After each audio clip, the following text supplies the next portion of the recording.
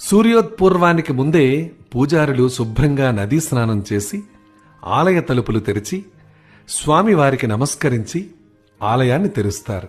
అంటే పూజారులే తొలి దర్శనం చేసుకుంటారు.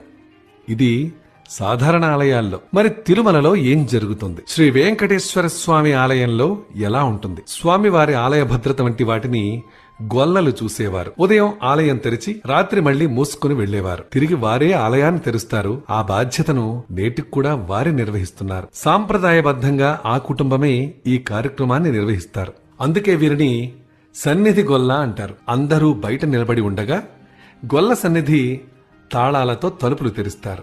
అనంతరం బంగారు వాకిలి వద్దకు వెళ్లి జియంగార్ స్వాములు వేద పండితులు సుప్రభాతం పఠనం మొదలు పెడుతుండగా సన్నిధి గొల్ల ఆ తలుపులు తెరుస్తారు. దీంతో ఆయనకు శ్రీ వెంకటేశ్వర స్వామి తొలి దర్శనం లభిస్తుంది.